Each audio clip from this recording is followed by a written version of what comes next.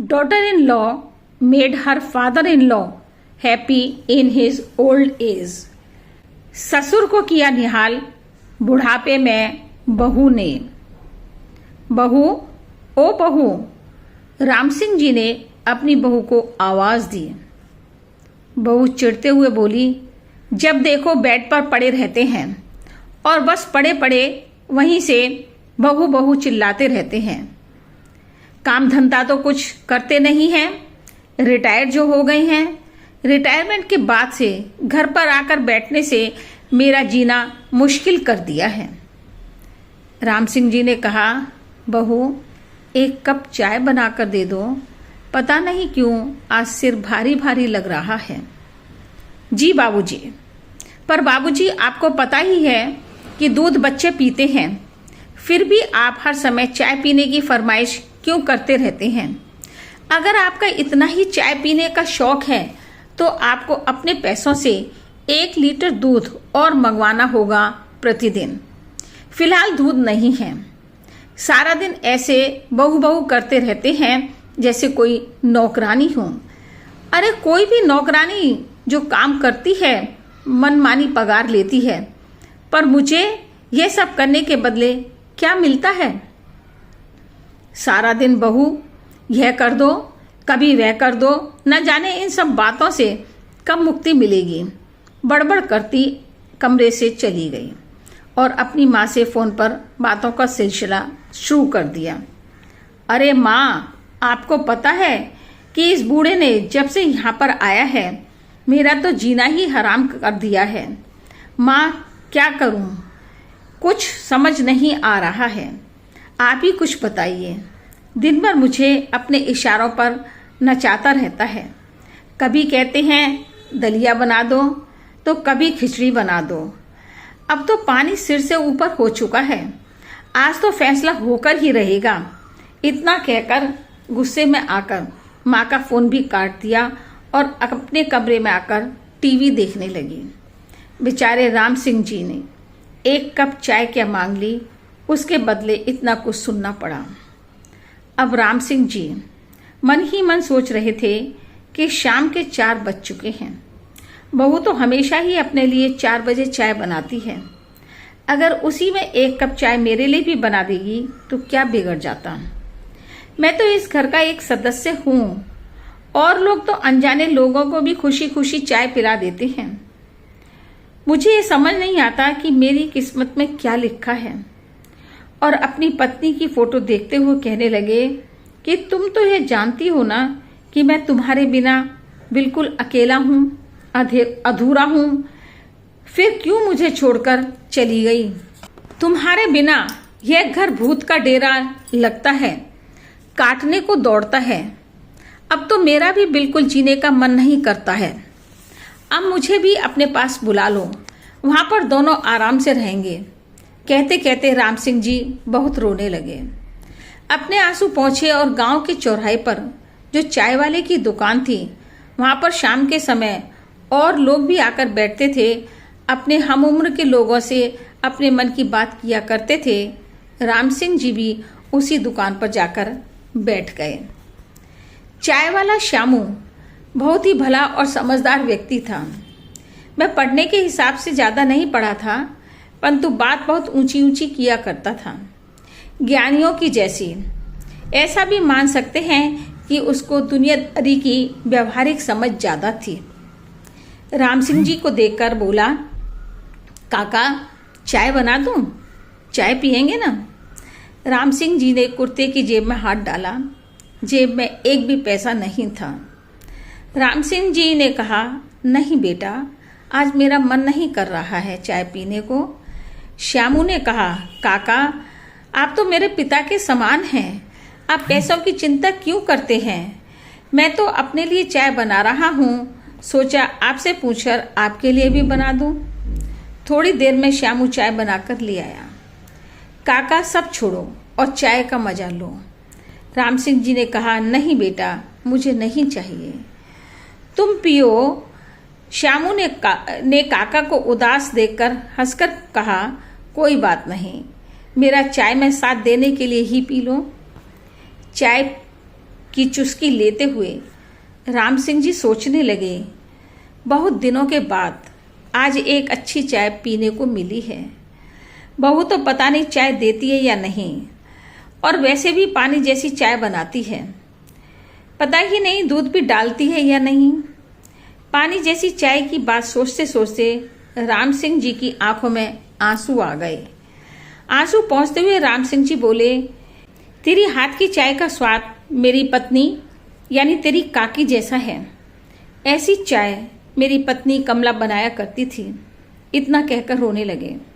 श्यामू बोला, काका क्या बात है, जब से आए हो बहुत उदास लग रहे हो, क्या कोई बात है? राम सिंह जी ने कहा, नहीं नहीं, कोई बात नहीं है, बस तेरी काकी आज बहुत याद आ रही है, कहकर एक झूठी हंसी हंसने लगे। श्यामू ने कहा, नहीं काका, जरूर कोई बात तो है, और हाँ, पहले से ज्यादा कमजोर भी लग रहे हो।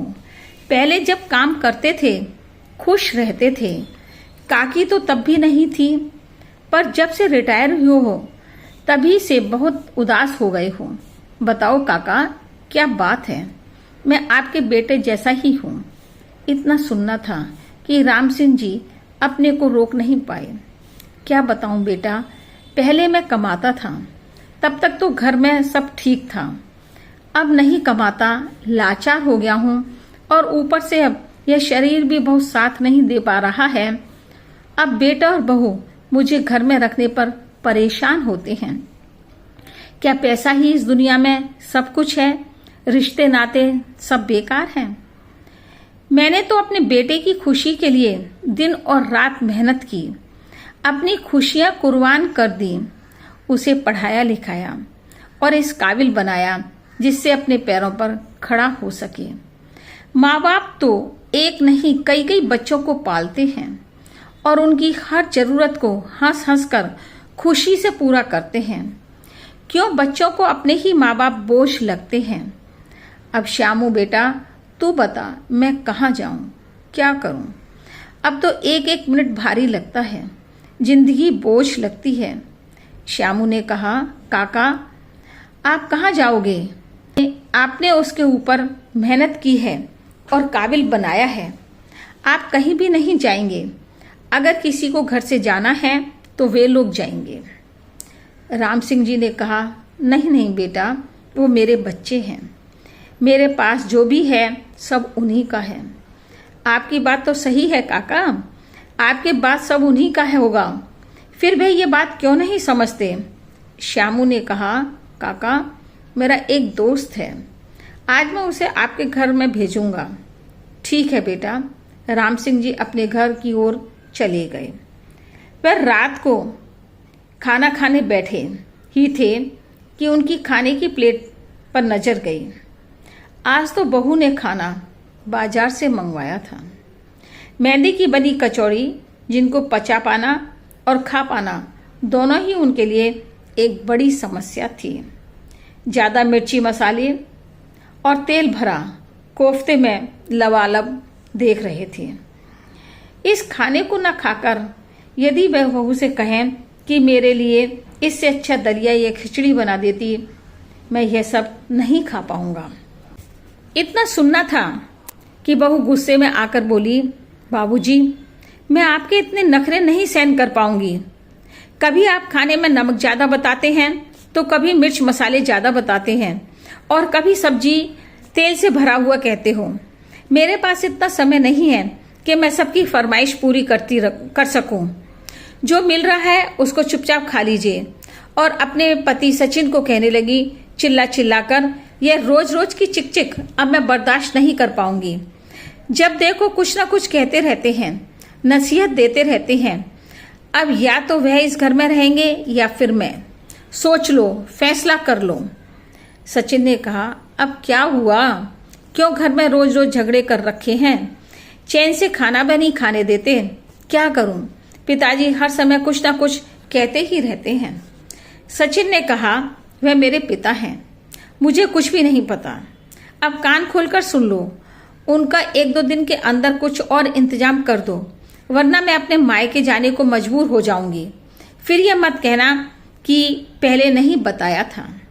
गुस्से में बर्तन साफ करते करते बोल रही थी। सचिन ने कहा ठीक है और बाहर घूमने के लिए चला गया। सुबह उठकर राम सिंह जी श्यामू के पास गए और बोले, अब बर्दाश्त नहीं हो रहा है। रात को तो बहू ने ये तक कह दिया कि घर में या तो वो रहेगी या फिर मैं। श्यामू तुम ही कुछ तरीका बताओ जिससे मेरा घर टूटने से बच जाए। राम सिंह जी ने कहा, श्यामू आज जमाना कितना बदल गया है। पहले बच्चे माँ बाप का हुक्म सिर आंखों पर रखते थे। हम तो अपने माता पिता को देवता तुल्य मानते थे। सचिन की माँ मेरे माता पिता की अपने माता पिता की तरह सेवा करती थी। लोग तो ये कहते हैं जैसा करोगे वैसा ही फल मिलेगा, लेकिन लगता है कि ये सब कहने और सुनने की बातें हैं। मैं इन लोगों के कहने से पहले वृद्धाश्रम में चला जाता हूँ। हाँ, यह सही रहेगा मेरे लिए। इतना कहकर राम सिंह जी अपने घर की तरफ चले गए। पीछे पीछे श्यामू भी आ गया। काका सुनो, मेरी बात सुनो काका। रुको काका, पहले मेरी बात सुनो काका। मेरे पास एक अच्छा उपाय है, क्या पता वह काम कर जाए। यदि उपाय ने काम कर दिया तो हमारा काम बन जाएगा, नहीं तो फिर आपको जैसा ठीक लगे वैसा कर लेना। श्यामू ने राम सिंह जी से कहा, आप इतनी टेंशन ना लें, नहीं तो आपकी तबीयत भी खराब हो सकती है, फिर कोई भी नहीं पूछेगा। आराम से घर जाकर रहो। मैं शाम को अपने एक दोस्त के साथ आपके घर आता हूँ। राम सिंह जी उदास मन से अपने घर चले गए। बहू ने राम सिंह जी का सारा सामान पैक कर घर से बाहर रख दिया और उनके आने का इंतजार करने लगी। कुछ समय पश्चात सचिन एक रिक्शा लेकर आ गया। वह अपने पिताजी को आवाज देने लगा। राम सिंह जी बाहर आए और बोले, क्या हुआ, क्या बात है? सचिन ने कहा, पिताजी मैं अपने घर में क्लेश नहीं चाहता। यहाँ रोज रोज की चिक से परेशान हो गया हूँ। आपकी जिंदगी तो अब खत्म हो गई है, अब बची हुई जिंदगी कहीं भी काट सकते हो, इसलिए आपको वृद्धाश्रम में ले जा रहा हूँ और मैं यह घर बेचकर किसी दूसरे शहर में चला जाऊंगा। अब हम आपके नखरे नहीं उठा सकते हैं। घर बेचने की बात सुन राम सिंह जी रोने लगे, पर कुछ कर भी तो नहीं सकते थे। राम सिंह जी को तो सांप सूंघ गया, बस चुपचाप खड़े होकर अपने घर को देख रहे थे। उस घर के हर कोने से अपनी पत्नी के साथ की जुड़ी बातें याद करने लगे। वे यह सोच रहे थे कि कितनी मेहनत करके यह घर बनवाया था और कमला ने इसे अपने सपनों का घर बनाया था। तभी उनका हाथ पकड़कर सचिन खींचते हुए रिक्शे में बैठने के लिए मजबूर कर रहा था। राम सिंह जी ने अपना हाथ छुड़ाते हुए घर के अंदर गए और अपनी पत्नी की फोटो उठाकर बाहर आ गए। राम सिंह जी चाहकर भी आगे नहीं बढ़ पा रहे थे, पर आज तो उनका बेटा और बहू उनसे छुटकारा चाहते थे। तभी श्यामू अपने दोस्त के साथ वहां पहुंच गया। श्यामू घर की स्थिति देखकर समझ गया कि सचिन राम सिंह जी को जबरदस्ती कहीं ले जा रहा है। अपने दोस्त के साथ एक फाइल लेकर राम सिंह जी को दिखाते हुए कहा, लो काका, आपका घर इन्होंने खरीद लिया है, यह है आप उसके पेपर्स, और राम सिंह जी की तरफ इशारा किया। मकान के कागजात हाथ में पकड़ राम सिंह जी खुद ही रिक्शे में बैठने चले गए और श्यामू को कहा, ठीक है बेटा, मैं अपने साथ मकान के पेपर्स ले जा रहा हूँ, 2 दिन बाद आकर पूरे पैसे भी ले जाऊंगा। अब यह घर तुम्हारे दोस्त का है। इतना सुनते ही सचिन और उसकी पत्नी पर मानो पहाड़ टूट गया। ऐसा लग रहा था दोनों को जैसे पैरों के नीचे से जमीन सरक गई हो। सचिन की पत्नी चिल्लाई, हाय, ये क्या हो गया? तुम्हारे बाबूजी ने घर बेच दिया, अब हम कहाँ रहेंगे? कहकर जोर जोर से रोने लगी। सचिन भी मन में सोच रहा था, जिस घर के लिए मैं बाबूजी को वृद्धावस्था छोड़ने जा रहा था, वही घर तो बाबूजी ने बेचा है। अब क्या होगा? बाबूजी, आपने तो बिना बताए ही घर बेच दिया, हमें बताया भी नहीं। आप तो चले जाएंगे, पर हम कहाँ जाएंगे ये सोचा नहीं? सचिन ने गुस्से से कहा, बाबूजी, आपने ये क्या किया? अब हम क्या करें? और रोने लगा। सचिन की बात सुन श्यामू बोला, तुम तो खुद ही उनको वृद्धावस्था में छोड़ने के लिए जा रहे थे, अब क्यों रोने का नाटक कर रहे हो? आप लोग ही तो इनसे छुटकारा पाना चाहते थे। वह जा रहे हैं तो खुशी खुशी विदा करो और खुश खुश रहो, खुशियां मनाओ, घूमने जाओ, खूब होटल का खाना खाओ। ना अब कोई रोकने वाला होगा और ना ही टोकने वाला। राम सिंह जी बोले, ठीक है, मैं जा रहा हूँ, 2 दिन में हमें घर खाली चाहिए। सचिन ने अपने पिताजी के पैर पकड़ लिए और रोने लगा। नहीं बाबूजी, हमें छोड़कर मत जाओ, हम अपनी गलती महसूस कर रहे हैं, हमें माफ कर दो, आगे ऐसा नहीं करेंगे। माँ बाप तो आखिर माँ बाप ही होते हैं, क्या उनके समान कोई और हो सकते हैं? राम सिंह जी सचिन का रोता चेहरा देखकर मुस्कुराने लगे और बोले, अब तुम लोग ही बताओ मैं कहाँ जाऊं? सचिन ने अपने पिता को गले लगाया, माफी मांगी और घर में अंदर ले आया और उनको अब मान सम्मान के साथ रखकर सभी खुशी